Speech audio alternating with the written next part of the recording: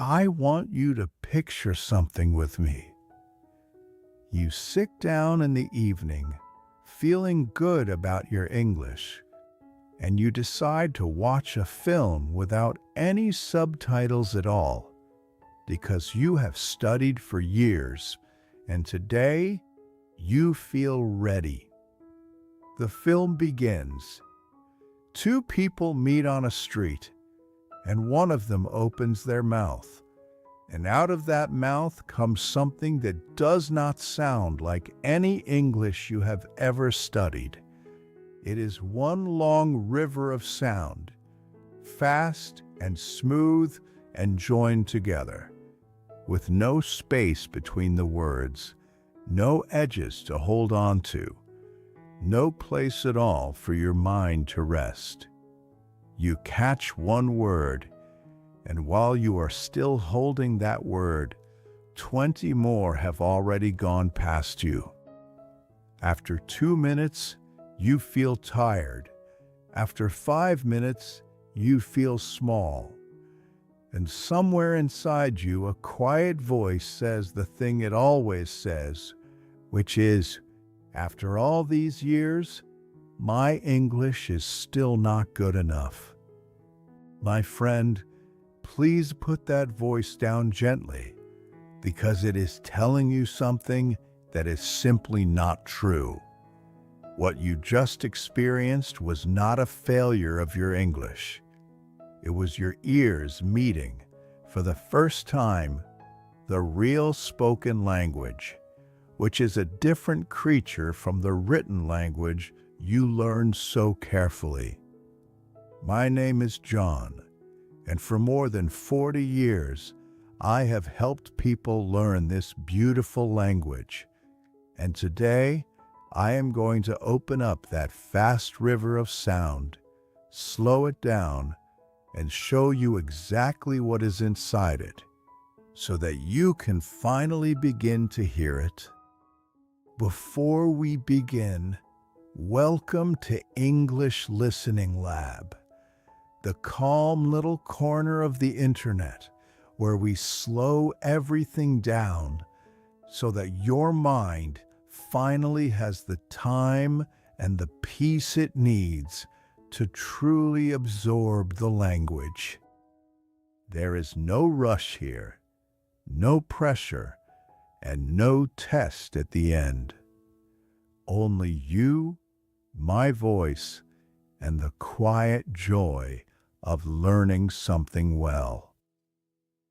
If you enjoy this lesson, please take one small moment to subscribe and turn on the notification bell, because every single week I share a new slow and clear English lesson designed to help you listen better, speak with more confidence, and grow one word at a time.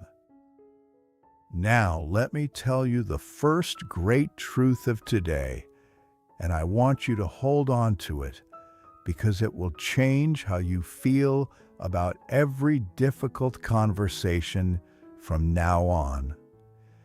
Native speakers are not speaking faster than your brain can follow. They are speaking a version of English that has been quietly reshaped by speed. And that reshaping follows rules. Real, regular, learnable rules that almost nobody teaches in a normal English class. When you studied, you learned each word standing alone, clean and complete and separated by a comfortable space, the way words sit on a printed page. But nobody speaks in printed words. In real speech, words touch each other, lean on each other, melt into each other, and change shape at the edges. Exactly the way your own language does when you speak it quickly to your family without thinking. So the problem is not your ears, and it is not your intelligence. It is simply that you have been given a map of one country and dropped into another. So let me show you exactly what is happening inside that fast river, because once you see it, you will start to hear it everywhere. The first thing that happens is called linking, and it means that when one word ends in a consonant sound and the next word begins with a vowel sound, the two words join hands and become one. So a native speaker does not say an apple with a clean space in the middle. They say something that sounds much more like a napple. They do not say pick it up. They say something closer to pike it up. They do not say this evening. They say this evening. Nothing is missing there. Nothing is lazy. And nothing is wrong. The words are simply holding hands. The second thing that happens is that letters get swallowed, especially the letter T sitting between other sounds. So what is written as I want to go arrives at your ear as I want to go. And let me see arrives as let me see. And what are you doing becomes what you're doing. And the third thing, which is perhaps the most important of all, is that the small, unimportant words go soft and gray. Words like to, of, and, for, at, can, was have almost no strength in a real sentence, so a speaker gives them almost no sound. A cup of tea becomes a cup of tea. Fish and chips becomes fish and chips. I can go sounds like I can go, so quiet that you can barely hear it at all. Now think about what that means for you. All these years you have been listening for the little words, waiting for them to appear clearly so you can understand the structure of the sentence. And those little words are exactly the ones that a native speaker hides. You have been listening for the quiet parts and losing the loud ones.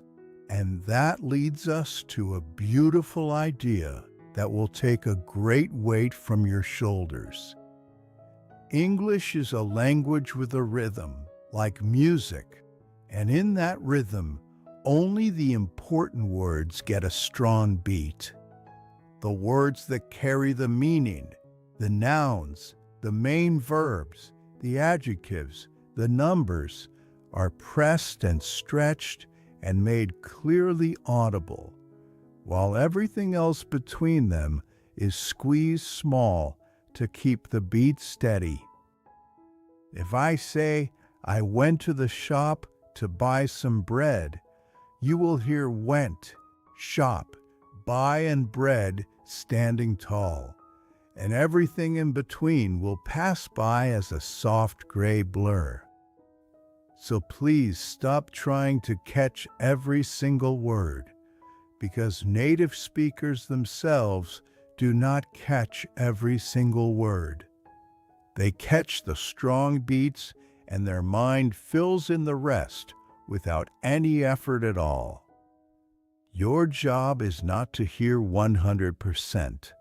Your job is to hear the strong words and trust yourself to build the meaning around them. And there is one more comfort I want to give you before we talk about practice. Understanding is not only about sound, it is also about expectation. When a native speaker listens, half of the work is done by knowing what usually comes next, because they have heard those patterns 10,000 times. That is why understanding a topic you know well feels so much easier than understanding a topic that is strange to you. So when a conversation feels impossible, it is often not the speed at all. It is simply that you have not yet heard that particular subject enough times. So, how do we train the ears? Gently and without pain. Let me give you 4 habits.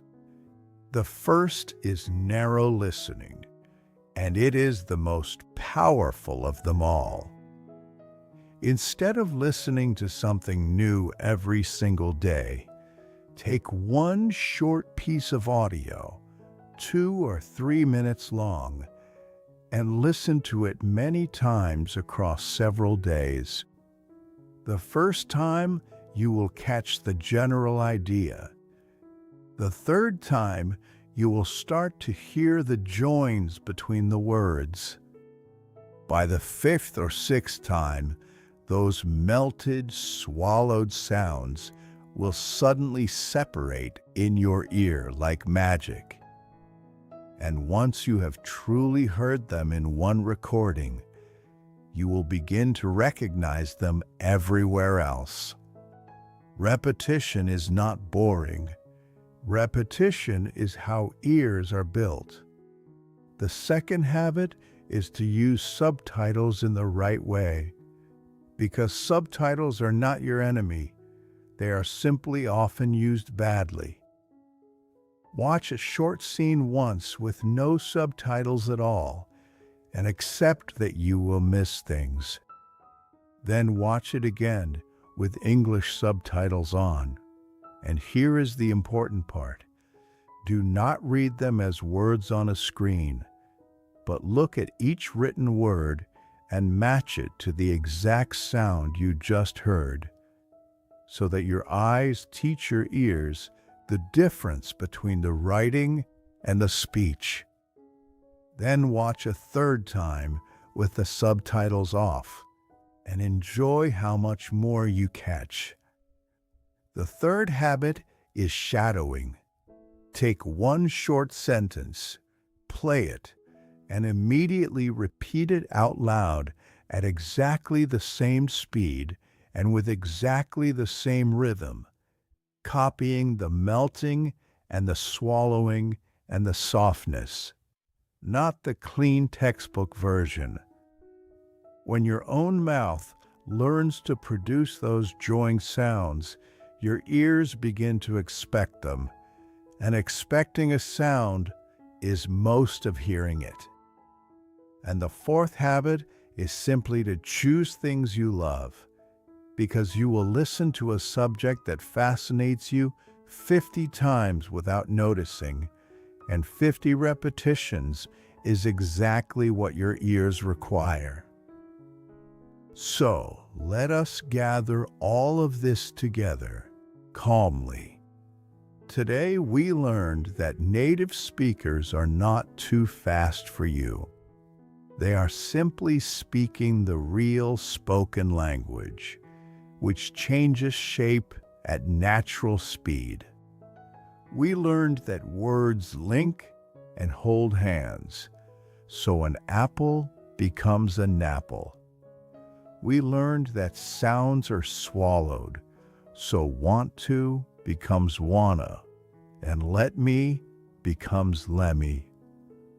We learned that the small words go soft and gray, which is why the very words you were straining to hear are the ones being hidden. We learned that English has a rhythm in which only the important words get a strong beat. So you should stop chasing every word and start catching the strong ones and trusting your mind to fill the space between them. And we learned 4 gentle habits. Listen to the same short piece many times. Use subtitles to connect writing to sound instead of replacing sound. Shadow short sentences out loud with the real rhythm, and always choose material you genuinely love. Now here is what I would love you to do this week. Choose one piece of audio that is only 2 or 3 minutes long, something you enjoy, and listen to it once a day for 7 days. And on the fourth day, watch what happens, because that is usually the day when the river of sound quietly breaks apart into words. Be patient with your ears. They are not slow. They are simply new to this. In our next episode, I want to speak to something much closer to the heart, and it's for every single person who has ever whispered, "I think I am too old for this now," or "I started too late." I will show you why that belief is simply not true, and why the years you have already lived are an advantage and not a wall. You do not want to miss it. So please subscribe to English Listening Lab right now and turn on the notification bell so a new lesson finds you every week. Thank you so much for spending this time with me today. This is John from English Listening Lab. Keep listening, keep growing, and remember, you do not need faster ears. You only need trained ones.